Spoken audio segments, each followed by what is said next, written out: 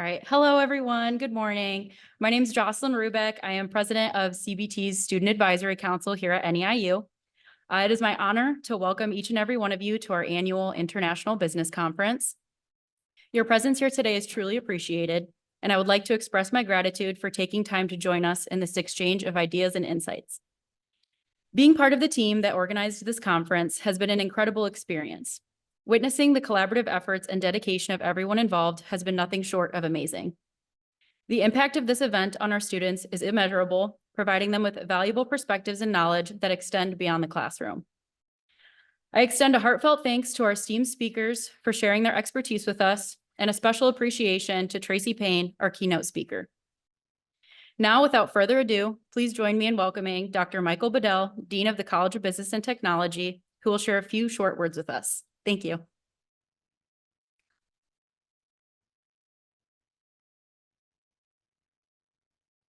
Good morning, everybody. Glad to see you're here skipping classes.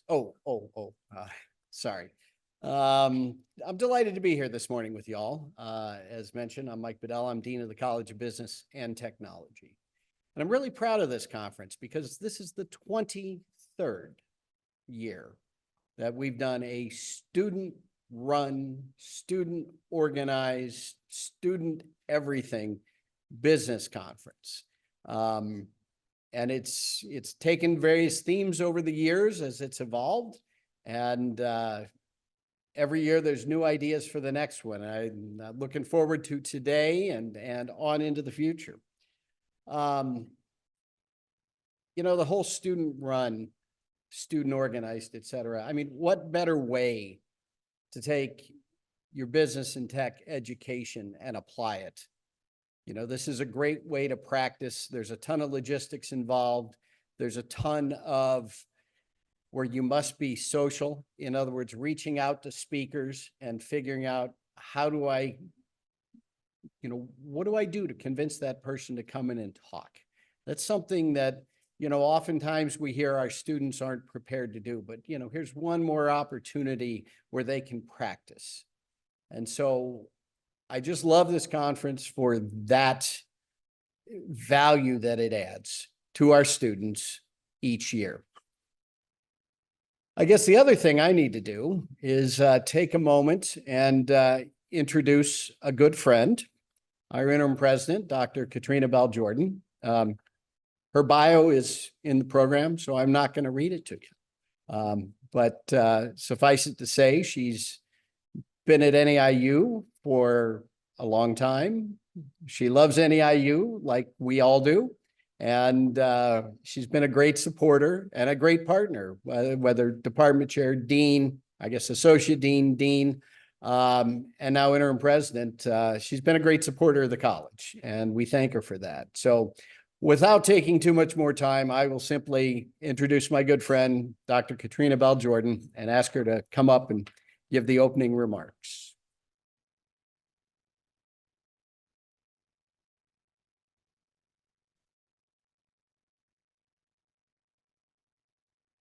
Good morning, everyone. How are you today?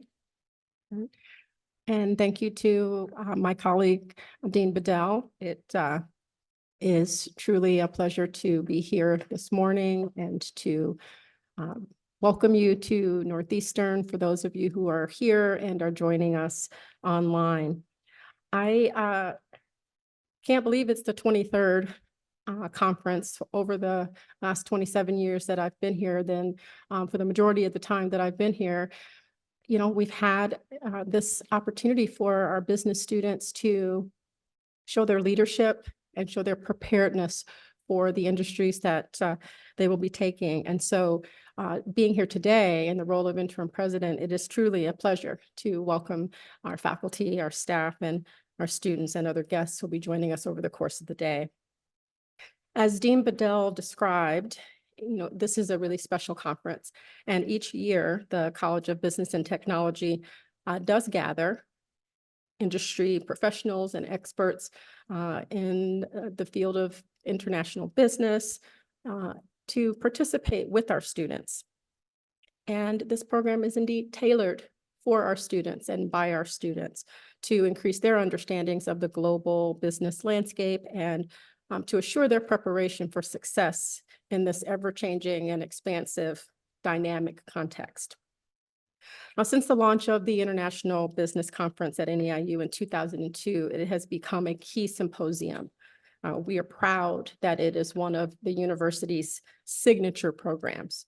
The conference brings together, as you'll see this year, a diverse group of speakers to engage in a diverse array of topics that help our students connect their academic study to their career goals and to equip them with the kinds of skills that we know they will need to thrive. You will need to thrive and grow in your professional lives. Organized by the College of Business and Technology Student Advisory Council, this conference is driven by the energy and enthusiasm of our student leaders, and it elevates the importance of their vision, your vision, for the kind of professional development and opportunities that we know and that you believe will encourage and inspire your growth as professionals.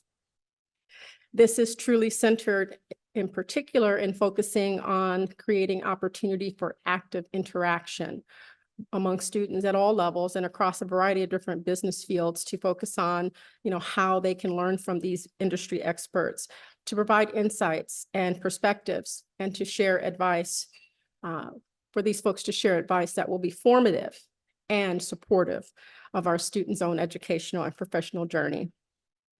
And it's important to note that whether our students are majoring in business, economics, or any professional field, this is a key conference to help support and grow leadership across the spectrum. This year's theme, the 2024 International Business Conference, focuses on the decade that lies ahead and the business world and the global world that we will face on an international scale over the next 10 years. So when you take a look at the program that's online, you'll see that from this year's conference program, there's an excellent lineup of concurrent sessions. And with that, on behalf of the faculty, students, and staff of Northeastern, I would like to thank the leadership and energy behind all of this work and the lineup of talent that you're going to have access to today. First of all, I would like to thank College of Business and Technology Dean Michael Bedell, Dr. Tong Ku, our Assistant Professor of Accounting, Business Law, and Finance, as well as the faculty and staff of the College of Business and Technology for their stewardship of the college and ongoing commitment to advancing the professional development and success of your students, our students, Northeastern students. I'd also like to thank Jocelyn Rubeck, NEIU marketing student and president of the American Marketing Association and CBT Student Advisory Council. She's still back there working even while she's getting her appreciation here. As well as the volunteers. You all don't see the number of folks from across the university who quietly support the development of a program of outstanding speakers and panelists each year. And it's their contributions that make the conference a success as well.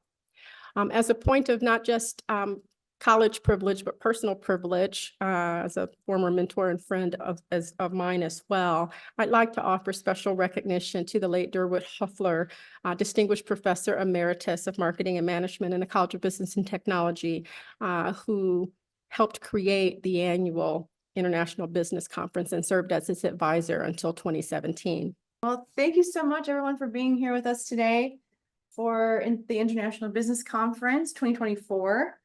Some friendly faces in the room that I met earlier today. And hopefully some people will be shuffling in either by way of in-person attendance or on our Zoom meeting. Really happy for you to be here today to listen to Davina.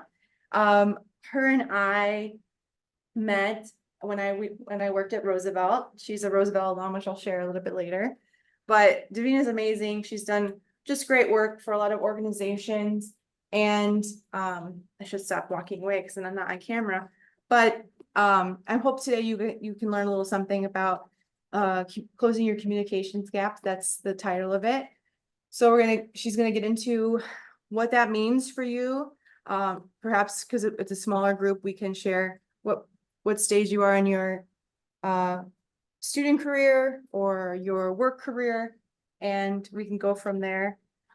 So without further ado, I will I'm sorry, I should introduce myself. My name is Jessica Mueller. I am the Executive Director of Business Innovation, Advancement, and Adult Education within the College of Business and Technology. What that means is that I help individuals start their own company, which Davina might share a little bit about that today and how she's navigated that. Also, we are positioning the college to deliver upskilling, reskilling education as the nature of the workforce changes. We want to be available to provide skills that individuals will need for the workforce. And then advancement is fundraising for the college. So making sure that we have opportunities to augment your student experience with things that are of interest to you. So that's a little bit about me, but let's talk about Davina. So Davina Ware, and today is going to talk about closing your communications gaps, and who doesn't need that just at any stage in life? I mean, frankly. So she's going to share about the principles and processes to reduce silos and supercharge productivity within your team. That again could look like a group project. Who hasn't struggled with a group project? Or it's within your workspace. So talking about better communications, problem solving, teamwork. And Davina is a workplace and career strategist, a marketing professional, and the founder of Upwardly Paved Path Career Coaching. She launches professionals into careers of authority that utilize their gifts and talents and prepares businesses to create spaces where top talent can thrive. Through the latest career transitions principles, personal branding, and professional empowerment, she leads her clients to reach their fullest potential. And she's no stranger to career transitions herself, as she has worked within higher education, telecommunications, nonprofit, and healthcare industries. In the last 15 years, Davina has learned the keys of what makes successful employees in any field. So Davina takes a holistic approach to her career coaching and leadership development by offering personal and spiritual development to launch career success. Her strategy is to motivate towards clarity, encourage overall growth, and and combine her marketing expertise to the job search process. In addition, Davina is a faculty coach with the Complete Leader, a leadership community supporting leaders across the globe in their journey to grow and change their worlds. She is certified by the International Coaching Federation and is certified master oxyologist. I had to look up what that was. Oxyologist. It's very cool. I hope you'll talk about that today. And she holds an MBA in integrated marketing communications degree from Roosevelt University and a bachelor's in marketing communications from Columbia College in Chicago. And today she'll also share with you about the DISC assessment, which is a way, a methodology of to create assessments for team building, hiring, work style, conflict, and communication, and more. Okay, so I'm gonna turn it over to Davina. Thank you so much for being here, and I'm looking forward to learning more about developing people skills, motivating groups and employees, influencing your team to be more productive, and communicating with more impact and influence. So thank you so much for being here, and I'm going to turn over the camera so you can interact with our audience. Excellent, excellent. So it's always good to be with you, Jessica. I love when we do these things together. Yeah. And yeah, I just think it's time for us to talk about communication and the gaps we have, the gaps we don't know we have, but it really all starts with self-awareness. So I'm going to go ahead and share my screen. Feel free to ask questions throughout. Let's see, play from the beginning. Okay, can everybody see? Yes. Okay, Yes. good. So we've already gone over this about me, but I figured this is a good place to talk about master axiology. So marketing is my jam. That's my first love. Then it's coaching, consulting, and it really was born out of a place where I graduated in the middle of the housing market crash, right? So maybe what we thought our careers were going to look like was drastically different as to what actually happened. So I just stumbled around a lot and just trying to find my way and plugging my fingers into a lot of different holes and quite frankly, getting bit a couple of times. So my pastor said to me that your struggle is somebody else's shortcut. So me in the career coaching and workplace strategy space is to be a shortcut for individuals, for entrepreneurs, for leaders to do better with their people skills so that we can all work together better. So I also have a marketing company organization where I help coaches and consultants to get their message across and to build really wonderful programs for the people out there that need them. Consider myself to be a professional purpose launcher. I don't do anything without a sense of purpose. Otherwise, we just keep kind of spinning our wheels in different places and not getting anywhere. I was recently teaching in my leadership coaching group. There's a quote that says, it's important that we keep the main thing the main thing. And because there's so many distractions out there, it's really easy to kind of look to the left and then drop the thing that you were trying to achieve. So even me and myself, even just transitioning, I've recently moved to Boise, although I'm back and forth to Chicago, and just trying to keep the main thing is where we really kind of leverage success. Okay, master axiology. So what that means is it's a study of how we perceive value. It's not something that you hear about even worldwide. Even when I heard about it, I was like, what is this?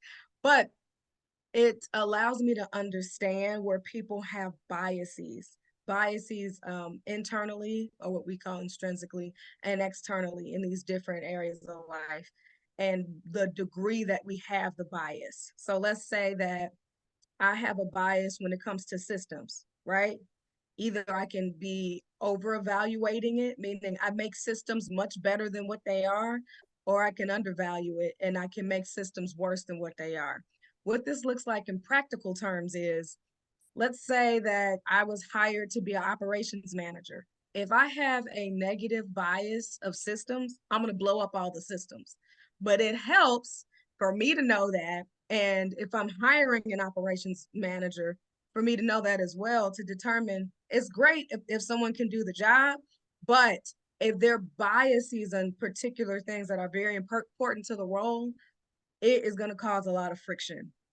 So going through that process and learning how to apply it in every part of the employee life cycle, and even personally, because you can have biases for yourself where you can maybe make your future worse than what it is. And now I'm having conversations of how do we change the lens of how you're seeing things so that you can see it as clearly for what it is, as opposed to maybe an emotional astigmatism that you might have on top of it. So feel free to bug me about that later if none of that made any sense. Okay, and then I say my superpower is strategic empathy. I'm going to be talking a lot about empathy throughout this process. And I think it's a skill we all could learn more of. But I call it my superpower because I used to think it was the thing that was my biggest crutch, because I feel all day long, right? But I realize this is how I help people, because if you are struggling with an issue, I feel it. So let me get in the boat with you to help you roll to the other side. So high level of what we're talking about today, Jessica mentioned this already, but we're going to get deeper into why it's really important, especially right now, to appreciate different perspectives and different behavioral patterns. And then we'll dive into DISC and just helping you to think about how you see yourself and other people. We'll start with self-awareness. That's super important, because the more aware you are of yourself and how you operate, allows you to give grace to other people and allows you to step outside of yourself in order to kind of sit in their shoes and be in their experience in order to create better working relationships and empathy, of course. And then approaching conflict resolution through different styles. So as we go through these, you might see yourself in some of them, and I'll give you some clear examples as well. So we can't ignore different perspectives. We can't stay in our own little bubble. I don't know if we have any introverts in the room. I'm an introvert, and it does feel good when I'm around my other introverted friends. I'm more of an omnivert, we'll say, which is like sometimey an extrovert. But I can't just grow if I'm around people who only around people who, just like to stay at home and be in our little corners. My extroverted friends help to get me out of my comfort zone to experience things that I might not have otherwise thought about or searched for or whatever. So for one thing, 67% of the workforce at this point is millennials. I don't know if we have any other millennials in the room, but by 2025, that'll be 75%, right? So big ups to my millennials there. That's a lot. That's a lot of us that are going to be taking over work and how processes and things work. So just with that alone, the environment, it has to change. We can't keep older systems with newer people. There's a total now of 5 generations in the workplace with Gen Z coming in the workplace and how they are kind of stirring up things a little bit. Oh, my earring fell out.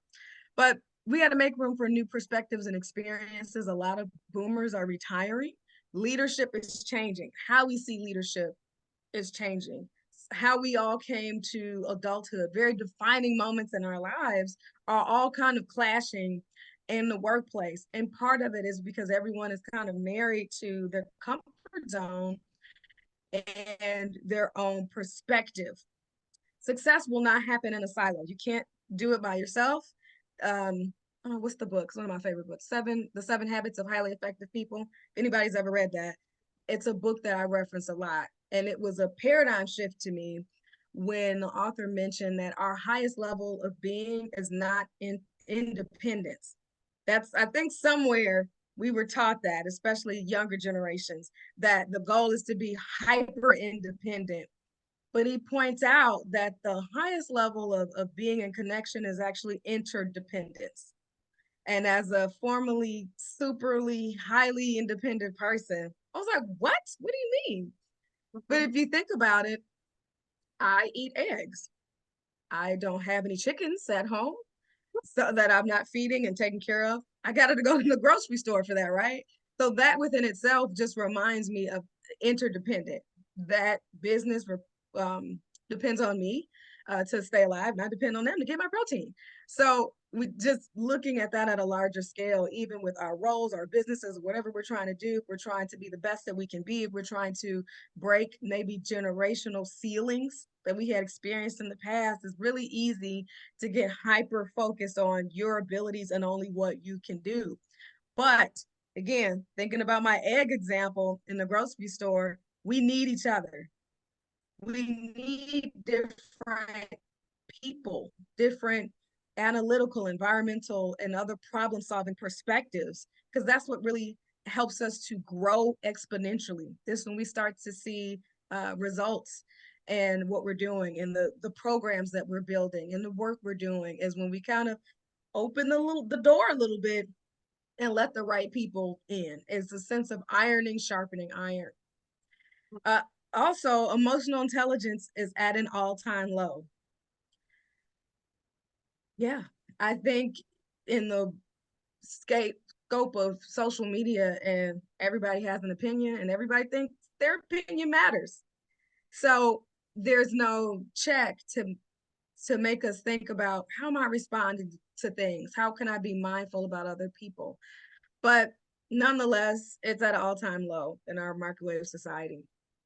As a leader or a potential leader, we have to have a keen awareness of ours and other people's emotions and the ability to help regulate them. So this is the basis of what we call, emotional intelligence. And I work with different assessments with that. But and this is, if there's any Gen Zs in the room, I'm not beating up on you, I promise.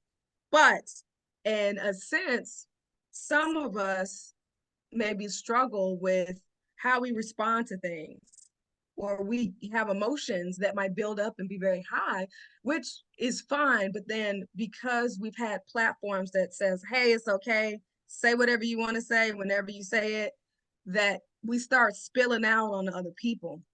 And as you know, when you're working with teams, even if you're working in group projects, you got to be able to read the room and to regulate the temperature in the room. So it's important to be aware of your own emotional intelligence and what's happening in the room so you can help to lead that properly. And then behavior is a language. It's not just a thought or an idea, it's a language.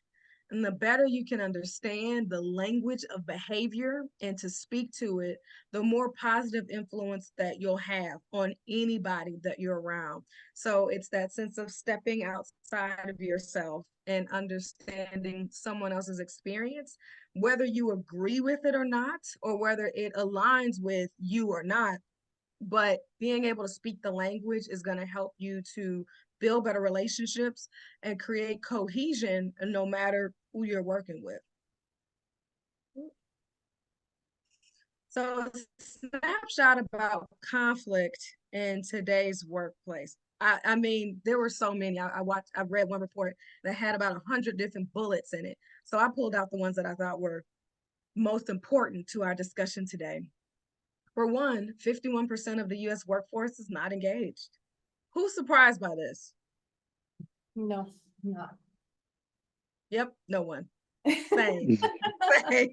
At this point, no one is surprised. We've been through a lot as a country, right? And I think some of us, we might have a little bit of PTSD, sorry, coming out of COVID.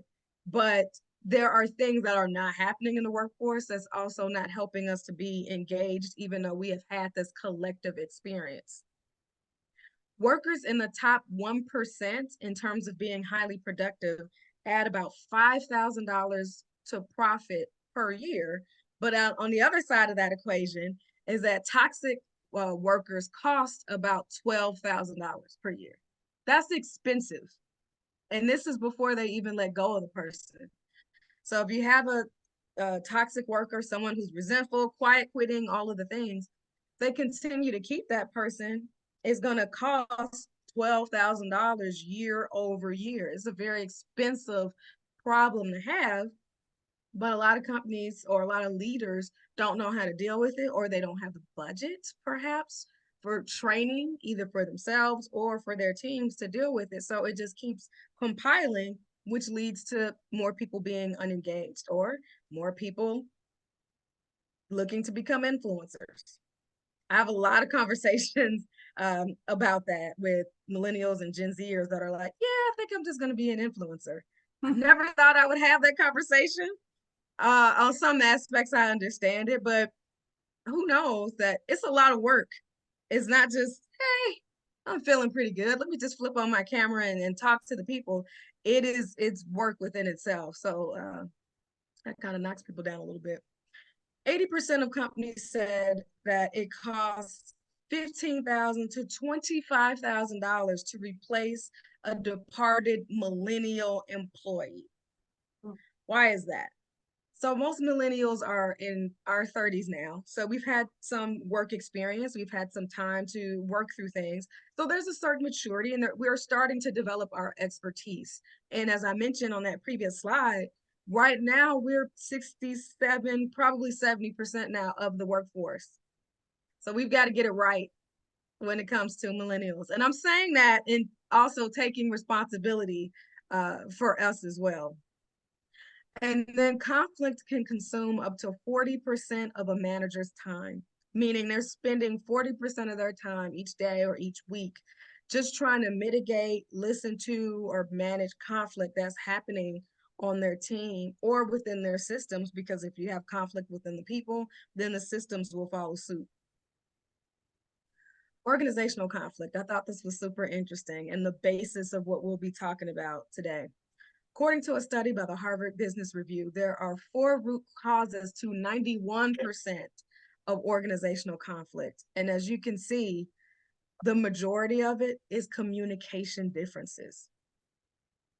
Oftentimes we are 2 ships passing in the night and probably shooting darts at each other on the way. Then we have unclear expectations, unreasonable time constraints, rigid performance reviews. Those are things that all have to do with process. But think about how those numbers would shift if we were able to minimize or decrease communication differences. I believe the rest of this will follow suit as a result. So communication, we got to get back to the basics. We have all these lovely devices and technology, which has been instrumental in how we transform information, how fast we transmit information, how we're able to reach different parts of the globe, learn things that maybe we did not have access to otherwise. But it has dulled our interpersonal skills. Although we should accept others' differences, your team or your colleagues, your friends, your family group, your teachers, whoever, you should have a shared vision and goals. There should be a shared understanding in terms of how you walk together. And this can be done by focusing on value, not just, a lot of us have a sentiment of ROI, or what am I getting out of this, or things become very transactional, but that doesn't help us lay the groundwork for great communication. So when you're thinking about connecting with others, think about how can we pull value out of what we're doing, and making sure that before we leave any interaction, we have a clear understanding of what value we are bringing to whoever our end user is. So is everyone clear on what they bring? Am I clear on the value that I'm bringing here today? How will my efforts, your efforts, impact the bottom line? And what need are we meeting? I can tell you that I have worked certain jobs, and it was very focused on the tasks that I was doing. Great. I was completely disconnected from whatever value that I was bringing to the company, even the team. That was not communicated.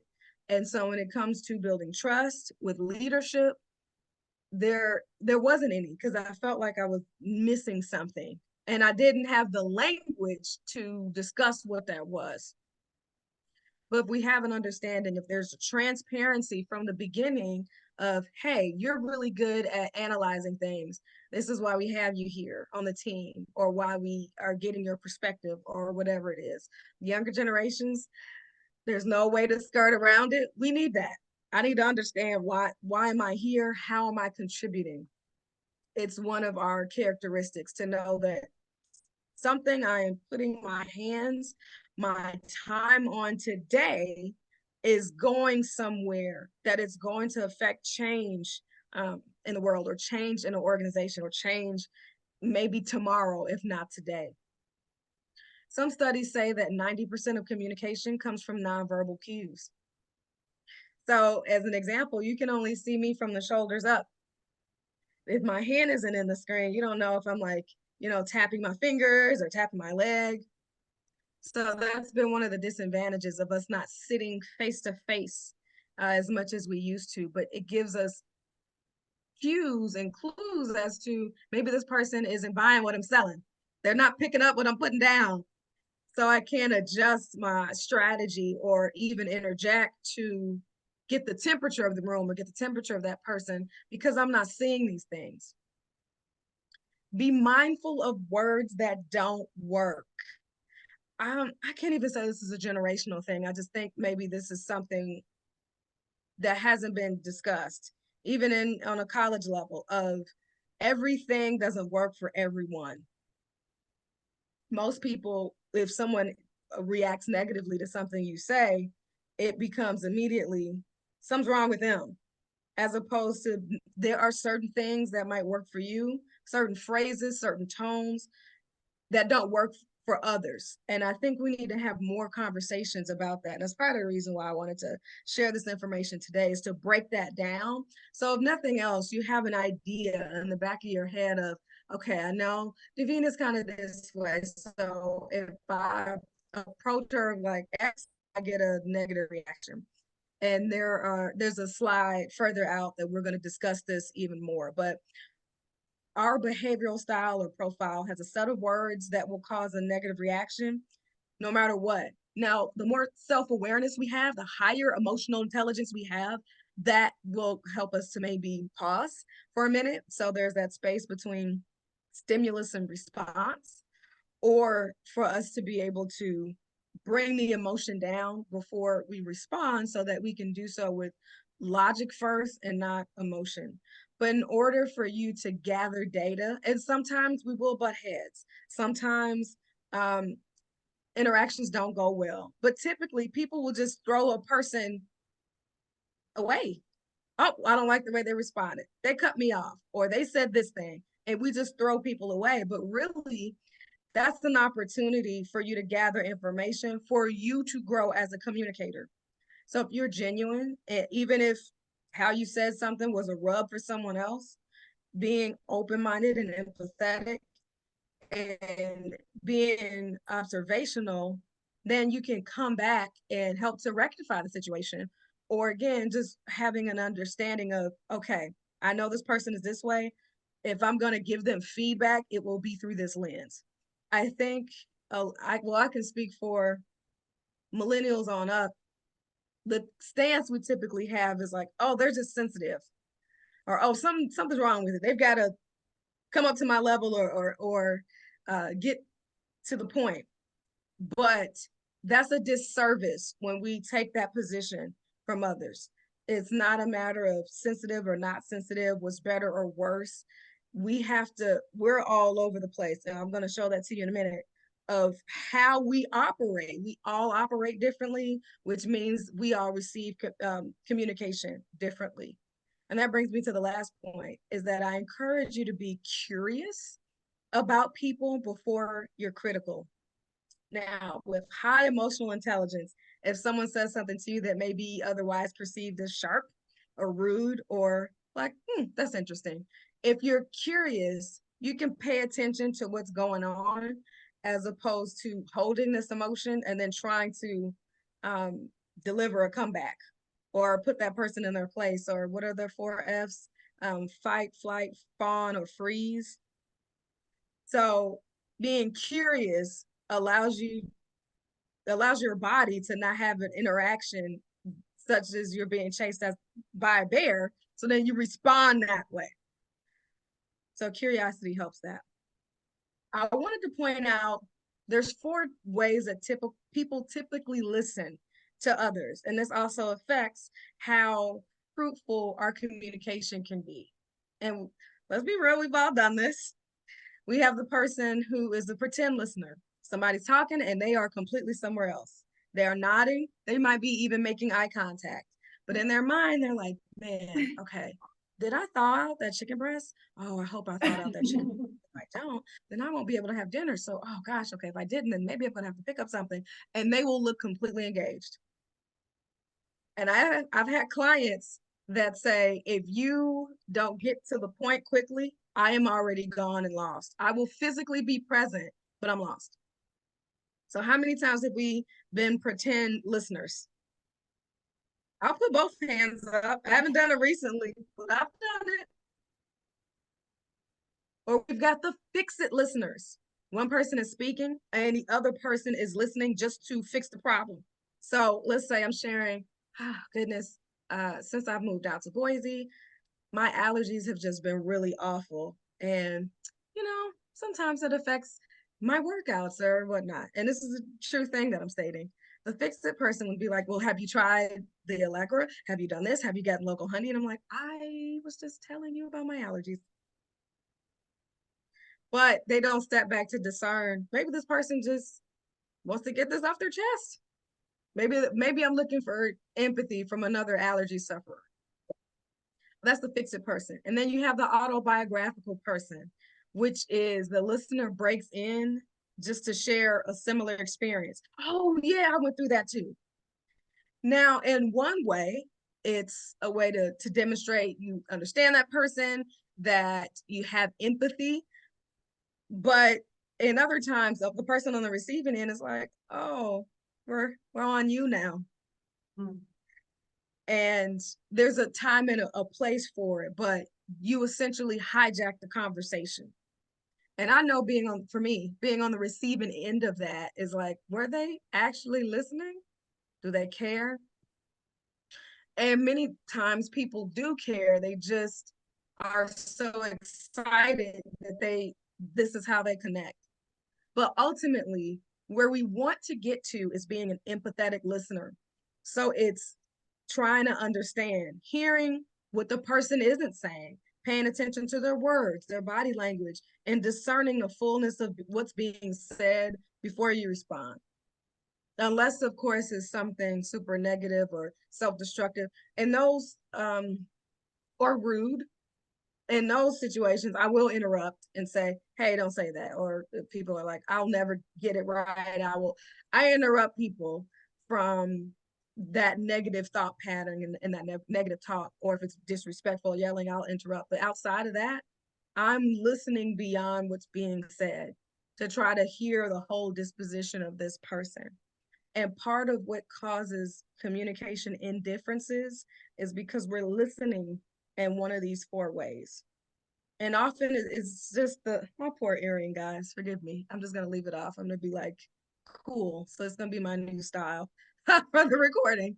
It's this one earring. But sometimes it's just because we're so fast paced, there's more on our plates than ever before. So I can admit that it's not unusual for me to be thinking 2 weeks ahead of time. But part of my own growth goal for 2024 is to be present.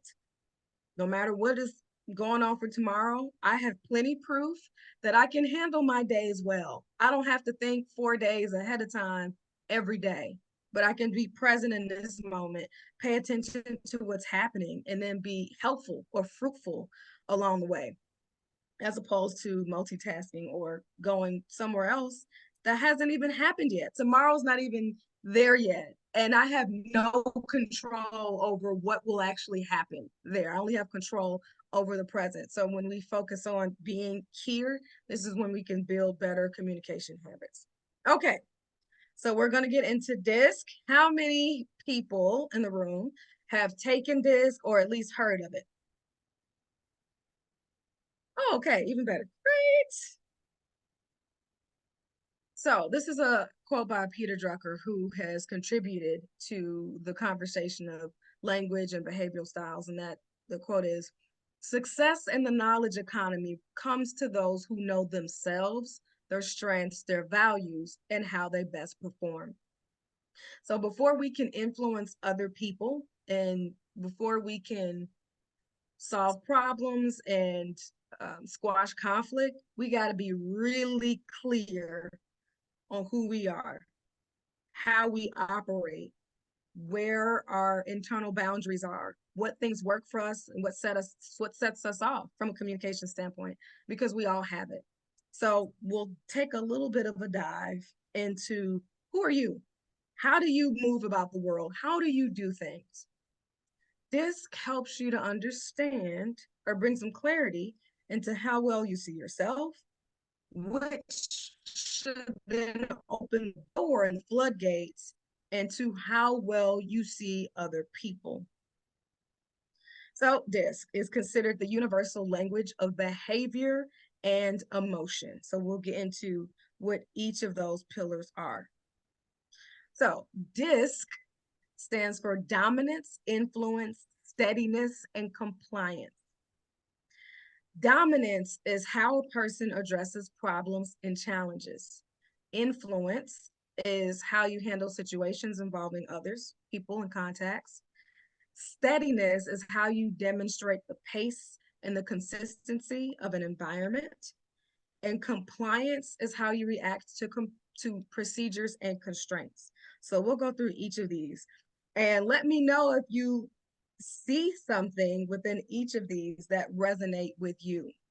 So diving into dominance, this is problems and challenges. So people that have a high dominance in the 4 categories of DISC, they are comfortable with authority. These are the folks that we consider the drivers. These are results-oriented people. They're happy with challenging assignments. They don't mind things being difficult. They feel good when they can pick apart and address a challenge. They look, they're forward-looking, so futuristic thinking, and they're competitive. They might make a little bit of everything a competition. They seek for problems to solve. So they're not looking for the status quo of how to keep things running every day. They're like, what else can we solve? What else can we do? What else can we blow up possibly? And then put back together. And they are driven towards results. Now, when a person is very highly dominant, or if they're overextended in it, meaning that they aren't pulling from some of the other categories in their profile, they might overstep authority.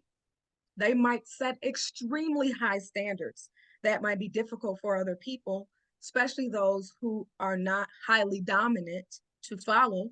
They're impatient. They might be argumentative. They could be poor listeners, and they might lack diplomacy and tact. Now, let me also preface this by saying, so we've got those 4 categories that define how we behave. Less than 2% of the population is only one thing. So we're a combination of these. It's just that usually there's one that's higher than the others, which denotes this is what drives our behavior. This is the main vein by how we operate. Does that make sense? Can anyone say, I might be a highly dominant person? That might be me a little bit. Nobody in the room. Okay, we got one taker. Okay, good stuff. Can you share what that looks like for you on a work team? Or if you're working on a project, you being a highly dominant person in the group, what does that look like?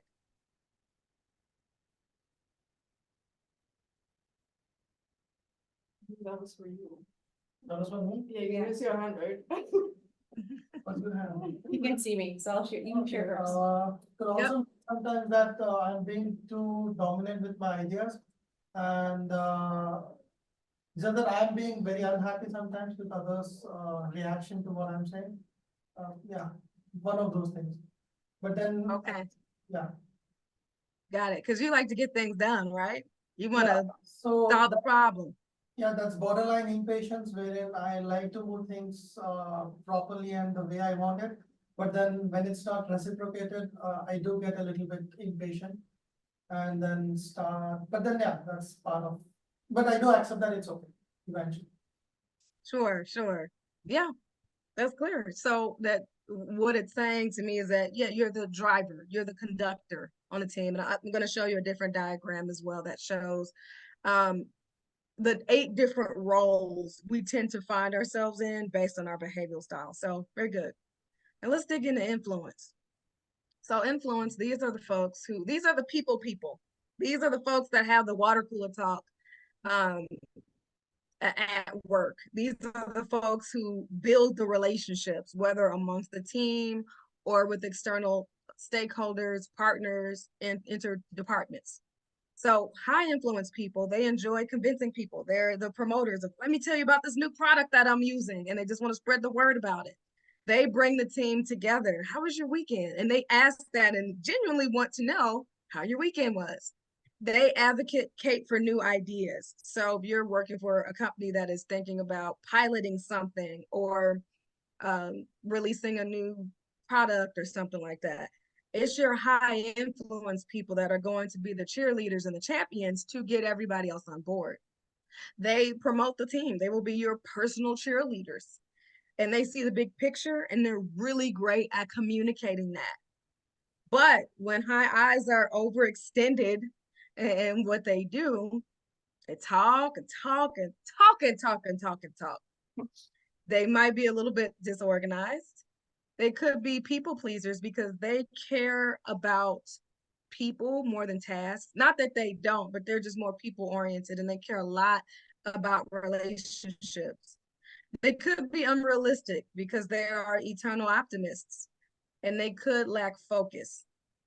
Do we have anybody that can relate to, yeah, I love people, I love talking, I love building relationships, I love hearing about people's weekends? Do we have anyone that identifies with this behavioral category?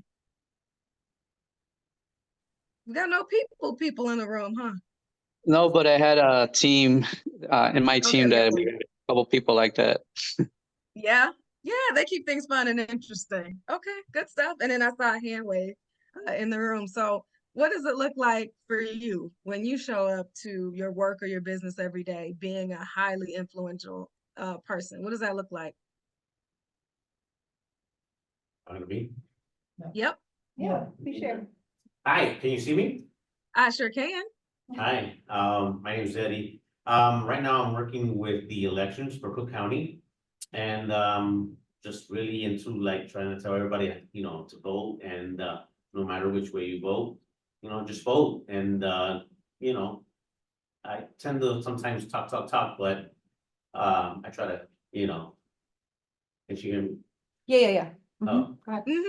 Yeah, but I do enjoy convincing people to vote right now and you know promote the whole vibe with voting.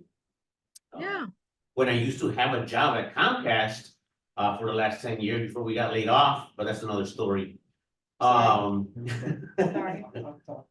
Yeah, I was part of the tech support team and yeah, I mean, I just love talking with the technicians over the phone from the 14 different states that we supported. And I was an actual lead for a team. And that was my job, is to get everybody going in team meetings, and talk about different things that we had to do throughout the week on our weekly meetings. And that was my job. Okay.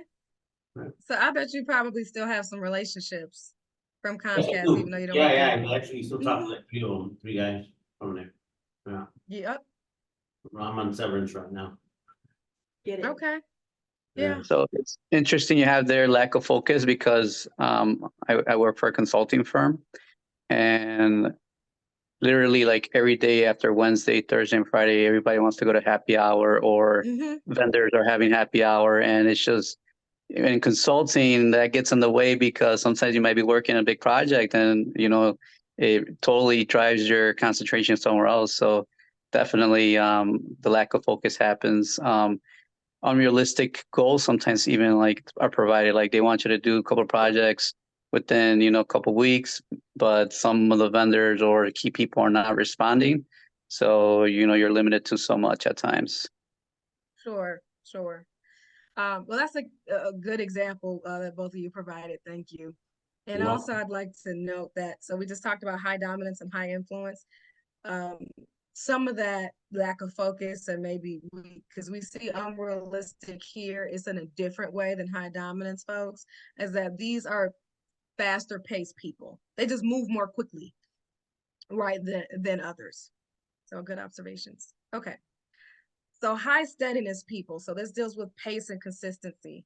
So high steadiness folks, they add stability to the team. So when you have all your high eyes out there sharing their ideas in a team meeting, and then all of a sudden team meeting goes left, your high steadiness people are going to say, hey, can we table that? These are our agenda items. I just want to make sure that we're reaching all of them before we go too far off the rails. They perform well in team environments. They comfort others and show they're very patient people, right? Because they like pace of things. So patience is a given with them. They are good listeners and they conform to procedures. So if there are rules in place, they're like, great, let me get in line with what's here. I want to make sure that we are honoring those things properly. But when this is overextended, they might hang on too long. High steadiness people do not like change. They may be risk averse because if things are working well, taking a risk because I don't know, it could affect the peace of my environment. It could affect how we show up to work or how we do things. They might be hesitant to speak up because they don't want to rock the boat. They could be procrastinators if it's a project that might be difficult or they aren't clear on how to address it, or if it's a difficult conversation. They're like, gosh, I don't want to deal with that. And they also tend to take on problems of other people. Can anybody relate to possibly being a highly steady person? I had a project manager that fitted that specific examples you provided. Okay, so they're the She ones that kind of keep things flowing, right, without it yeah blowing up. they didn't want to provide a lot of change. They go with the flow, what the client wants at that time. Mhm. Don't try to provide any new advice or stuff unless they're looking for it. Yeah, Yeah, so just keep risk low. Don't go high. yes, yep. That's a good example of a person who's probably highly steady. There was somebody else in the room. So I was gonna say, can someone be a little bit of everything? Like. Yes, and I'm gonna get to Like that. the other one that I was talking about earlier? Okay, yeah. So I Yep, I'll get to that. So remember, no We got less someone, than 1% of the population is 100% one thing, but you may be higher at one than the other, and that becomes the main way of how you operate. But good question. So I'll show you that more in just a sec. So I think that maybe I need to answer your question about someone that relate to everything, right? A little bit. Actually, my job as the professor, actually I relate everything that you mentioned about this one. Dominance, steadiness and influence, because it depends on different situation or different chapters that I try to convey for students. And for example, in the exam, usually I will try to be very dominant because in the exam I become the judge and also the police, so Mhm. and I want students to very clearly understand the rules and also what student will expect in the exam. So that's why, it's very dominant. Sometimes students may ask questions, but most of the time I'm the one that, to convey the content and the others. But sometimes I will be very serious, especially when we have cases, and um, and because in the case study we need to have the ideas from the student also. So we try to get many ideas as possible from the student when we discuss in the case. And my student here, he knew exactly, So that's why, we try to, and sometimes we also try to discuss based on the case study and learn from that and try to find out, what case study will, convey some kind of consistent ideas with the chapters. But sometimes we also look at, what is the conflict or different ideas. Yeah. And So I'll get into that too a little bit later. We Yeah. adjust, right? And we adjust often to fit the needs of our environment. The question is how much we adjust outside of how we naturally operate. And that's where we get in trouble. And This is when we start to experience sometimes I burnout. want to have some influence, but my view Yep. is that, to influence sometimes I try to be like comedian stand up, that stand up comedian Oh, because sure. yeah, because I really don't want to be too much on this side or too much on the other side. It's better to make some kind of job or something so it can, convey some kind of influence in some way. That student can easier to get in what I really want to mean, So Sure. I really interested in the model you just present here. Yeah, so it depends on the situation, and I'll kind of get into that a little bit more as well in terms of, normally with things we want to find a balance, but in some cases it's just how we might operate, but there can be extremes to which we might fare on one side or the other that could cause issues internal conflict, and then issues with your roles, and then issues with other people. But I'm gonna go through my graph, so I'll give you some more context there. And then the last category is compliance. So how you deal with procedures and constraints. So highly compliant people, they use data to problem solve. They don't want to hear about storytelling. Where are the numbers? They operate in a very self-disciplined kind of manner. They are accurate and precise people. They use facts to support their opinions. and they find the right way to proceed. So these are your quality assurance people. These are your high attention to detail kind of people. But when they are overextended, or again, if their score is so high, they are perfectionists. And I'm sure we can all relate to either whether it's you yourself or people that are perfectionists. They kind of can't help it. They fear criticism of their work, so they take their work very serious, and they might feel sensitive about it because they are disciplined. They work very hard on it. So if they miss something, they can be defensive. They could be a little bit nitpicky about things, overanalyze, and even question themselves. Can anybody relate to being highly compliant? Right here. Want to say something, Brian? Oh, yeah, I mean, Mm-hmm. so in my previous job to this one, I was a supervisor for advising. I had spent 10 years in that office, so I knew the entire program backwards and forwards and knew exactly how that job should have been done in order to accomplish the best and most work. So in that regard, yeah, I would say, at least in our college, for that particular role, I was, at the end of the day, the expert of the experts. And Mm. in that regard, I mean, I know what my confidence level was with the material. So in that case, it was real easy to let people know this is the right way to do the job. This is the right way to accomplish the task. This is the manner and, how it's conducted.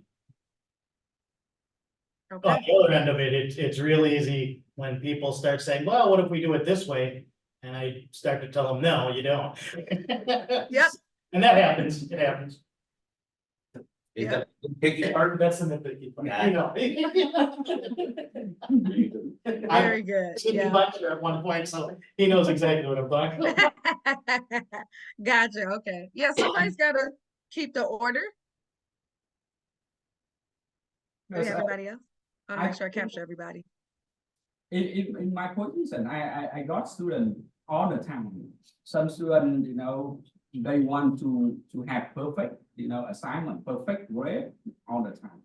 And Right. they actually, whenever they did the assignments, they asked me, Why didn't I a lot go of on? questions. Yeah, a lot of questions, and thanks to them, I have case study and assignment, and thanks to them, actually, I also improve my project and my assignment a lot, whenever, in my assignment, if I have question, if that question, or maybe if I have some kind of assumption for the case or for the assignment, and if that assumption has something flaw or something, those students are the first one to find out, and then Mhm. when they found out, they email me, very quickly, and then, it also helped me to improve, right?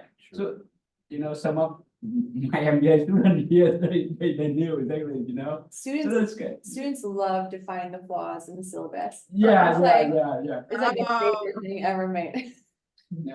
That's funny. Yeah, that means that you have a good population of highly compliant people. Because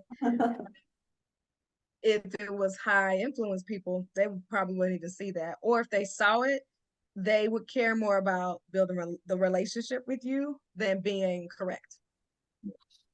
Yep. Good stuff. Okay. So now, just really quick on DISC and self-awareness and what it does for you is that when we create these DISC reports, they tell you about how you prefer to be communicated with. So thinking about those 4 categories that I just showed you, there are ways to communicate and to not communicate with each of those, right? High dominance people, there's a certain way you say things, a certain ways you don't. Same with the others. It tells you how your behavior changes when you're under behavioral stress, meaning if you're in a position where maybe you're not a highly dominant person, but it's the situation or the role or the project is causing for you to do that, This is when you start to exhibit stress because it's very different from how you naturally operate, or when you're drastically outside of your behavioral comfort zone. I don't mean something like, you don't like when it's cold outside and you got a job or you're working outside, it's cold. No, that is, physiologically, but behaviorally, this is what that's saying. And then the report tells you where and how to adapt to different environments, or what it looks like when you do adapt. So that's what sorry. Okay, so it also affects your productivity. So how you show up and how you naturally operate affects the productivity depending on what environment you're in. So your particular DISC profile will tell you how you waste time. We all have those things that affect how efficient we can be for how we apply ourselves to our work. Maybe it's firefighting. That's something that a lot of highly dominant people do, meaning that's on fire, let me fix it, let me go to it. No, that thing's on fire, let me go fix it. Like where everything seems to be on fire and it might not be. And that'll cause them to be all over the place. Or for high influence people, it could be the inability to say no. Maybe you don't want to say no to certain projects or certain people because you're the people person and you care about the relationships, but now you're spread too thin. Or having a disorganized desk, or being a procrastinator. There's limitations to your performance. By limitations, I don't mean things that you can't fix, but there are things that affect how great you can be if you're not aware of it. So it could be inattentiveness to details that could be highly influenced people or also highly dominant people. So that affects how great you can be and how you do your work. Or failing to tell others where you stand on an issue, that can affect your performance. That is a characteristic of high steadiness people who are just like, I don't know if I want to say anything, and resentment will build up. What you need to stay motivated. We all have things intrinsically that help us to stay bought into the task. So perhaps being an environment or situation where you have time to perform to higher standards. These are high compliant people. They care about standards and they want to be able to literally give their best without any flaws. Those kinds of environments or projects keep those folks motivated. Or a platform to express ideas. Those are highly influential people. How you need to be managed, meaning what support wing do you need in order to be well-rounded in your work? So again, high influence people, it helps for them to have hard deadlines for completion. Because don't forget, they get lost in the conversation, but they will build great networks for you. Or to be given new challenges. Those are high dominance folks. So they need a manager that's going to give them those kinds of things. And then your ideal environment where you're the most engaged.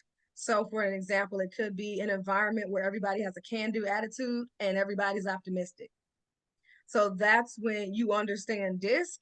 This is what it tells you about your productivity, or like I was mentioning before, your sense of self-awareness.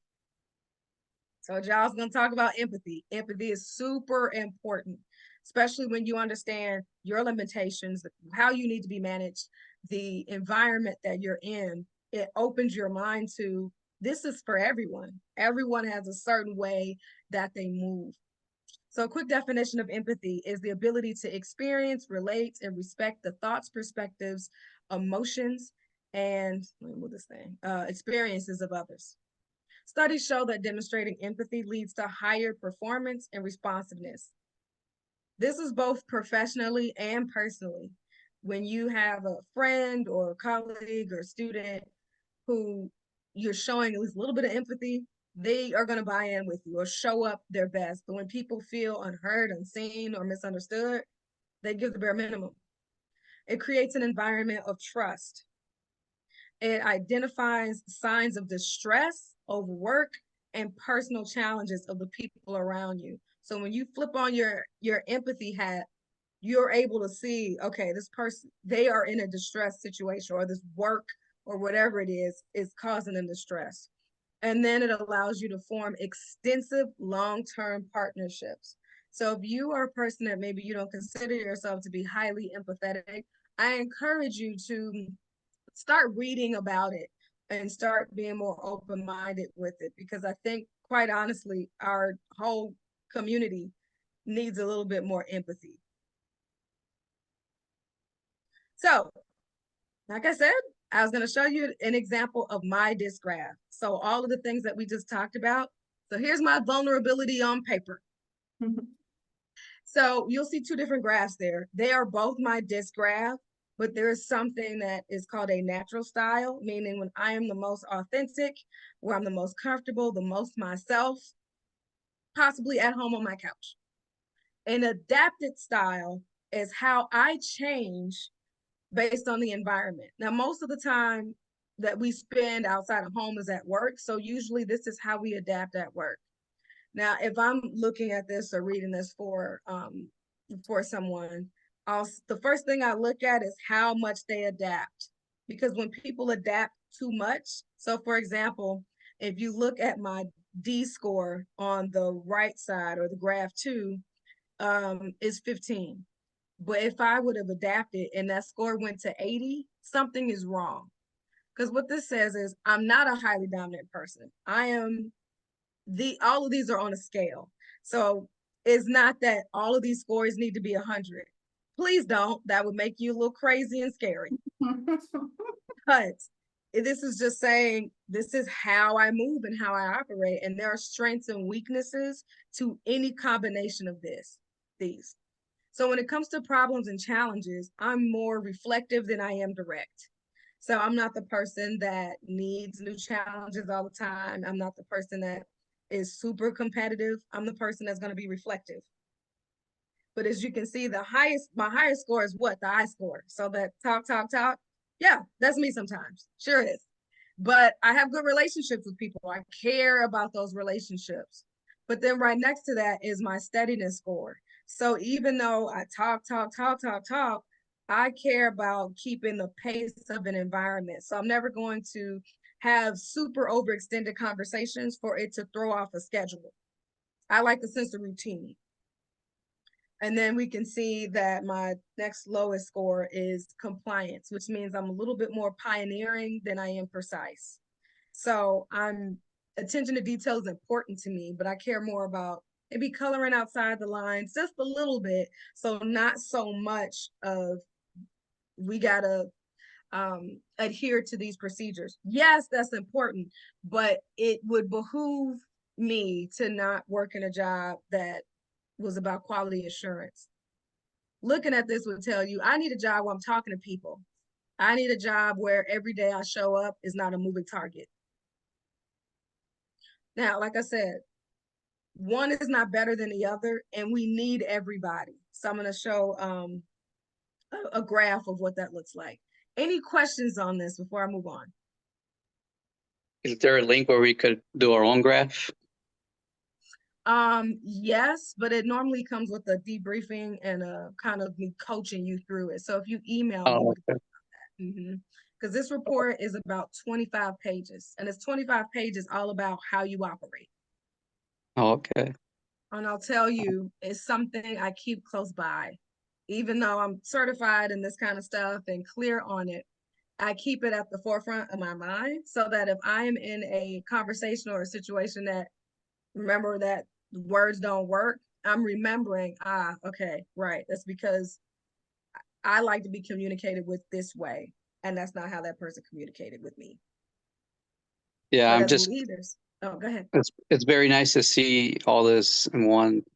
Just because when you're out there on LinkedIn, I know I'm the kind of person like I like to do a little bit of everything, but if I know I like these things a little bit better than others, then you could focus on those specific type of roles. Exactly right. Exactly right. This is how we get it right to make sure we're in the right place to be authentically ourselves.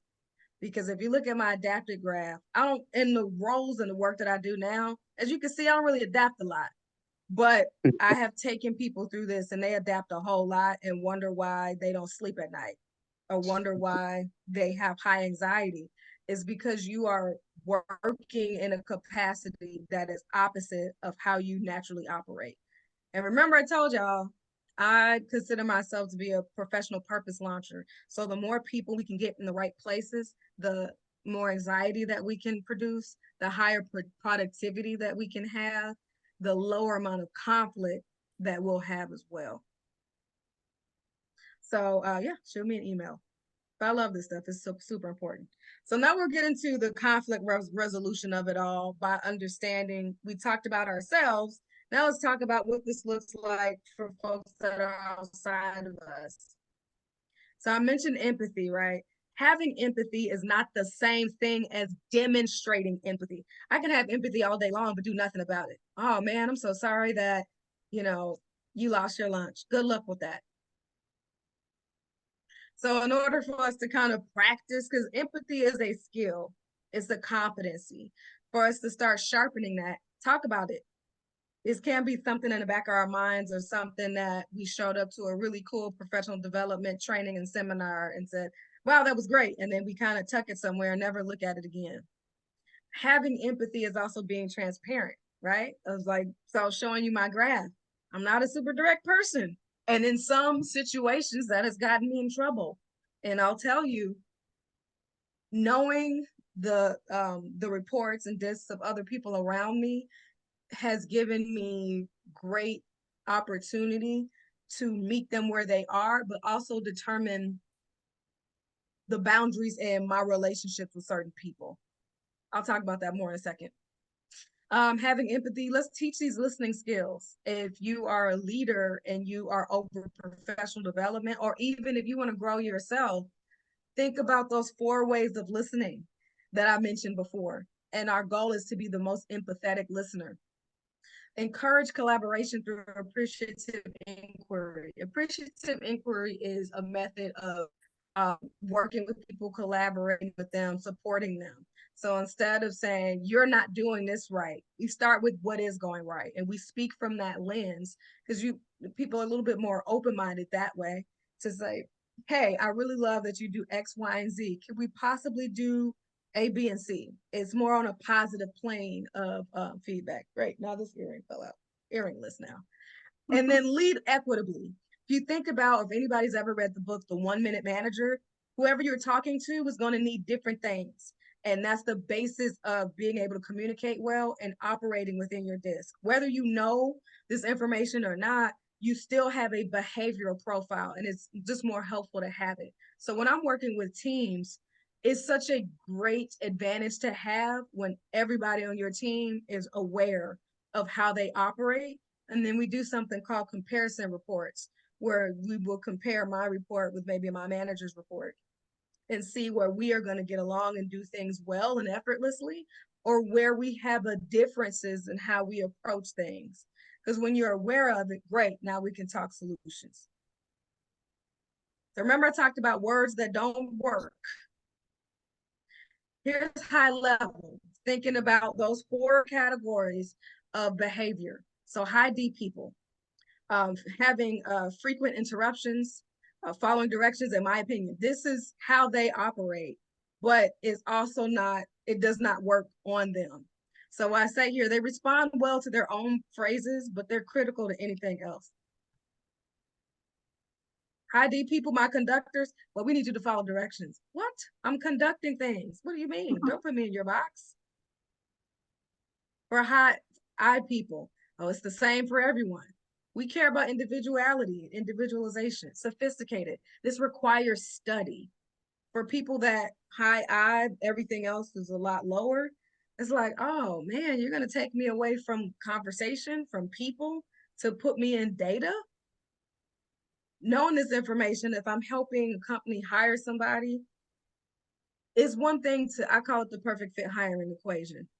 It's one thing for somebody to have the educational background and to have the skills, but that's only like 20–30% of what makes somebody a good hire. This is also a good portion of that. What is their temperament like? How do they show up to this thing? So let's say that you're hiring a relationship manager, right? Do you want a high I person or a low I person? A person whose influence score is not very high, they don't like people. So even though they can fit the qualifications. If they don't like people, they're not going to do well in this role. But in terms of words that don't work, high I people don't buck against the system like that. They'll be more forgiving. They might not have a lot of negative reaction because they want to preserve the relationship. High S people, substantial change, forget about it. They don't want to hear that. Innovative. Innovative means, oh, okay, we're about to blow up all of my systems and all the things, all my whole routine, and then play to win. They tend to be a little less competitive. They are the least avoidant, and they're most critical to highly dominant people, and even some steadiness words of their own. And then for high C people, clever, educated guess. Highly compliant people want exactness. So if you say stuff like, let's experiment, that will stress them out. And they're very critical of themselves and of any other feedback that's outside of what's exact or quality assurance. So I wasn't going to go over this scenario, but I'll just give it to you at a high level so we can continue to move on. So we have John, who's a high D. He's all about driving, getting to the results about stuff. And so he's less aware that most of the people that he's going into this meeting with are highly compliant people. So he's speaking to a room of experts. We had someone beforehand talking about, I was the expert of the experts. Absolutely right, highly compliant. So he knows that these are the people that have the expertise on how to fix a certain issue. But John comes in because he's just trying to get results. He comes in like, hey, why is this happening? And the high C's are like, we don't have enough data. He's like, I don't care nothing about that. Let's get to the point. This caused some conflict because the high D person is John is trying to drive the train to get this completed. But the high compliant people are like, but we want to give you the most accurate information, because if we don't, that could backfire on us. And so as John left the meeting, he said, I don't care. Give me an educated guess. I need to know. And he still didn't get an answer. Why? Because highly compliant people need a deadline. They need something hard. So they're just kind of sitting there like, I don't know what to do. So even something as simple as this and how we show up to meetings, even how we send emails, can affect how people respond. They didn't know where to go after this. So if John had an idea, knowing, hey, I'm going into a room with a lot of highly compliant people, if they're saying we don't have X, I need to come to them with exacts. And that's what's going to get the work done. I have lots of different scenarios about that, but just to give you real world ideas of this is how conflicts happen, not because one person is, intentionally trying to be a jerk, but just how they move is different. And that's okay. But self-awareness and then being able to kind of point this out in other people is helpful. DISC is one of the most observable things about us. I can see someone and tell, okay, that's probably a highly dominant person. And knowing what I know how to adjust to be efficient and to reduce conflict. We got to get comfortable with adjusting. It just is what it is. We can't build trustworthy relationships or influence everybody around us if we only support people that are like us. So maybe if I'm just like hanging out in my friend group, yeah, maybe I will have a lot of high I people. And I do have a lot of high influence friends. They're not my only ones, but the people that I have the best relationships with, they tend to be high influence. Understand what your highest and your lowest style is. Low does not denote less than or you need help. It's a spectrum. You're either one way or the other. And I'm going to show that to you in a second. So I know for me, I am the person I'm the relationship builder. So as I'm thinking about me and my personal brand as a professional, I'm going to mention or pull from that aspect or focus on that as my strength.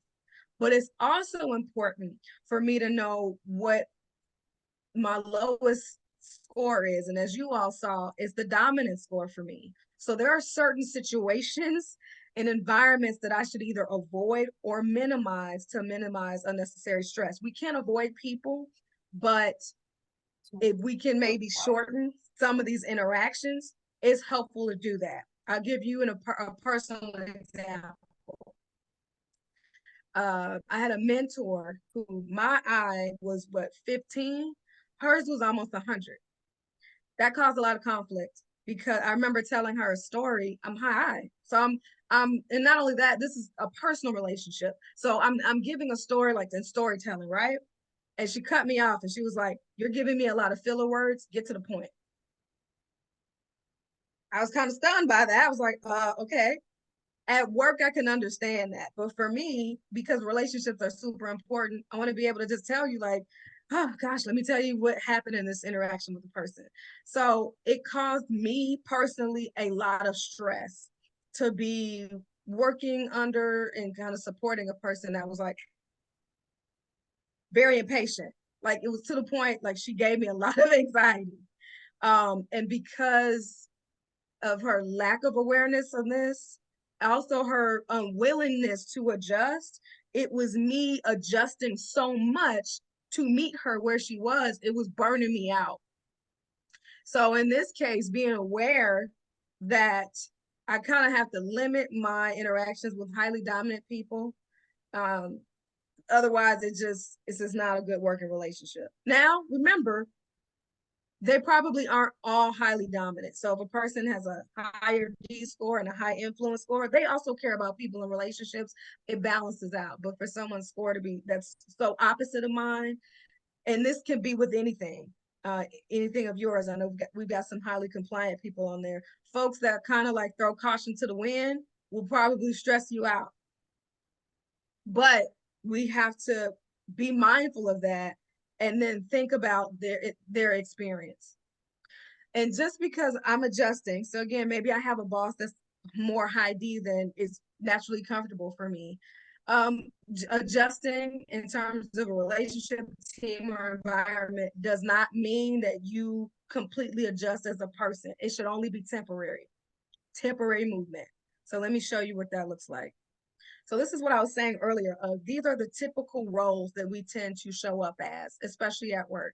So if you see that little square and circle there, and the roles that I have right now, it's in the same quadrant. That means that who I am naturally is how I'm showing up in my work. That is the ideal situation. But if you look across here, we all have different roles, but the most well-rounded teams have a little bit of everybody. Somebody has got to drive the train. So even though I'm mindful of high D people, there's an appreciation for them. Then you have your high C's, you need the analyzers. Everybody works together. It's all important. So if I know that I'm like a promoter, relator kind of person, I know that I need to be in that kind of role. But if I'm adjusting and I'm becoming an implementer, I can only do that temporarily. Otherwise, I'm going to be burnt out and stressed out. Does that make sense? Oh, did I lose everybody?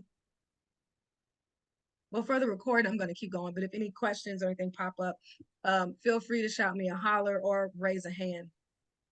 So it's important in terms of at a high level in reducing conflict, especially in communication, it comes down to our behavioral styles and patterns.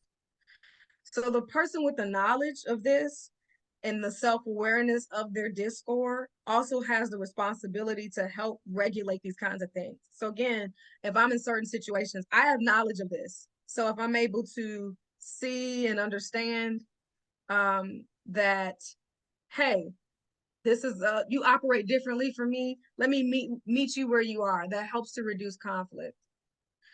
DISC is something we can see and observe in other people, but we got to be careful not to pigeonhole folks because it's almost like stereotyping if we only look at people through this lens. We have to adapt, but just know that the score that you're the lowest on is the one you've got to be careful of and plan for. So using me as an example, if I'm working with or dealing with a high D person, I write out a plan of how I'm going to communicate with them, lead them, or set boundaries with these people. Because if not, they will drag me. Partner with others who have minimal behavioral stress in this style. If high C's sometimes get along well with high D's, I'm going to partner with that person and working with this person. And then ultimately transparency. How can we share our profile so I know how you operate, you know how I operate, and we can come to solutions that work best for us. There's nothing like seeing yourself or seeing other people in black and white. It's hard to argue that. And again, I'm empathetic, so I get emotions, but we can't just say, I feel like, or you did. This is black and white, how this person operates. Now it's up to you to determine, what am I going to do with that? Okay. So this is just high level of what to be mindful of communicating with people in different styles if you observe them. So direct communicators, they're straight to the point. So when you talk to them, get straight to the point and be mindful that their bluntness can be hurtful. And I'm more reflective, like I said. So I'm mindful of this when I'm talking to direct communicators. And for me, I am conflict avoidant for the most part. So that's what that looks like. Okay, I don't want to run too far over time, but I'll get through these. People in contacts, outgoing people, high eyes. They love connecting with other people. They can be easily distracted. And then you have the opposite, people who are very reserved. So think about people in your space, your family, your friends. Think about those who aren't as open and sharing. They don't like small talk. So to reduce conflict there, don't waste their time with it. But sometimes reserved people can get lost in the background, lost in the shuffle. Steadiness, steady communicators, they are thoughtful, they are also reflective. They don't interrupt things, they don't want no trouble. On the opposite end of that are people that are super dynamic. Super dynamic people are like, yes, let's brainstorm. They don't mind being mobile. They don't mind moving around a lot. They don't need routine in order to feel comfortable. And this can appear as being disorganized. And sometimes they come across as very direct as well. And then highly compliant people, precise communicators, they're about getting things done. They focus on following the rules, and there's not much you can do to get them off of it. But you talk to them in facts, not just in opinions and emotion. And then pioneering folks are like, let's blaze the trail. Let's create a vision for the future. I don't care if we toss out our rules in the process. So be mindful, of where you see yourself. We all are either one or the other. Either you're more precise or pioneering, either you're more steady, whatever this is. Be mindful of how you communicate, but also be mindful that there are people opposite than you. And sometimes we got to adjust to meet them a bit in order to reduce conflict. It's knowing how you show up and how others show up, and that there is balance in the middle in terms of how you do things. And then we talked about this before, but just high level, DISC is used for a lot of different things. One of them is job benchmarking, making sure you have the right people in the right roles, not just based on how well they meet the requirements, but how they operate and how you need somebody to operate in a role. It's used for onboarding, for professional development for a whole team, one-on-one coaching, offboarding, and 360 reviews. It's a very helpful tool. And like I had mentioned to you guys before, I hold DISC up to relationship that I have, and it helps me to know how to speak to people and to deal with conflict. And the last thing I'll say is just be the solution. Whatever role you're in, whatever level that you're on, be the solution. So challenge the status quo with curiosity and collaboration, not chaos. Remember, like I was saying, be curious instead of being critical. Commit to your purpose. Why are you there? What's your lane of genius? How do you move about the world?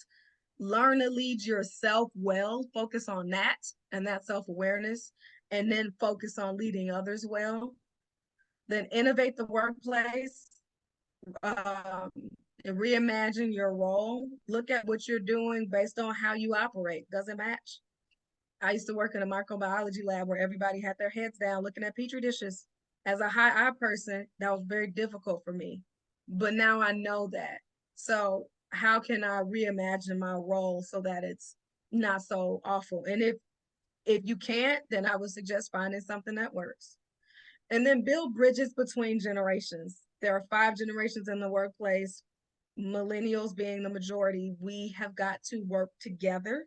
So I encourage you to look at it through the lens of how people operate. And then just if you have any questions, I know we had some about potentially taking a DISC assessment. So there's my info there, my email, my website, LinkedIn. I'm pretty active on there. And then I have a leadership coaching group where we go over specific leadership competencies and how it relates to DISC. So a couple weeks ago, we talked about self-management and what that looks like based on your behavioral profile. So you as a for me as a self-manager being highly influential, part of managing myself well was putting boundaries around my time and boundaries around some of my relationships. So we talked about that too. So I know that was kind of a lot of information, but if nothing else, I hope it was a good introduction for you in thinking about how you operate and seeing in black and white how different it is from how the people around you might operate and giving credence to give some grace there. So any questions? I have one. Go for it. So regarding DISC, because this is the first time I'm hearing about it, is there some sort of study, some maybe, so I'm curious as to where it originated from. There are a couple of people. So the first studies or talks or books that you'll see about people talking about DISC, I believe was in the early 1920s. Okay. What's the name of this website? So the assessments that I use is through a company called TTI Success Insights. And they have some more background information on you there about what DISC is and how it originated. But they have been around for 40 years this year. So they've been doing work since then at least. But it's a couple of different rules of thoughts on how people move and how people operate. And they actually have a brain scientist on their staff, which is why it tends to be super accurate. And like I said, it's something I keep in my front pocket on my desk and as I'm meeting new people, so I can be mindful of how to adjust. Or if I'm feeling a way when somebody communicates with me in a way, before I attach an emotion to it, I go, oh, right. And this happened to me last Sunday. A good friend of mine, actually, she's high compliant. I'm high influence. So again, high compliant, they are sensitive to feedback and they're very, data focused. So I interrupted her on something and for her, communication was offended. So before I was like, oh gosh, my friend is too sensitive. No, that's not how they communicate. So looking at things that way, I was able to kind of massage the situation a little bit. And I'm high anyway. I care about relationships in a way where we were able to have our bridge of friendship open again as a result. So personally and professionally, this is super helpful. A good question. Anybody else? Yeah. I guess, is it possible to shift over time from one thing to the other? Like if you're high compliant, to shift to like high dominant or something like that? Yes, and it depends on the environment you're in or the situation you're in. Typically, here, I'm gonna go back to mine really quick. There we go. All right. So typically, if we're adjusting, so you see this gray line there, that's at the 50-point mark. Anything below that is not something that we see the most about you. It doesn't drive how you operate. But if I'm adjusting so much to where I have to be super high compliant, because as you can see, naturally mine is about 45. If I have to adjust in a situation where maybe I'm working in a hospital environment and it's super highly regulated and my role is to make sure all the I's are dotted and the T's are crossed, I can do that, sure. And then you would see my adapted graph go up tremendously, but I would also be extremely stressed out if I'm just focused on the quality assurance, or most of my work is dedicated to that, because I'm naturally not that way. A little bit, but not really. Or if you put me in an environment where, like I was mentioning, I used to want to be a microbiologist until I realized you can't really talk to people. So it's not, I can adjust, absolutely, but we shouldn't be adjusting that far beyond ourselves and what we're doing. Sometimes it might be for a project. You got to take the lead on something. You got to make some decisions. You have to adjust, but it should only be temporary. Otherwise, you are not showing up authentically yourself. And then they won't get the best out of you as a result. Does that answer your question? Yeah. Yeah. Good stuff. Thank you, Davina, for sharing insights about our natural style and adaptive style. We will send out info on how to connect with Davina as a follow-up later. So thank you so much, everyone, for attending. Again, thank you, Davina. Thank you. Of course. Thank you all. Jessica.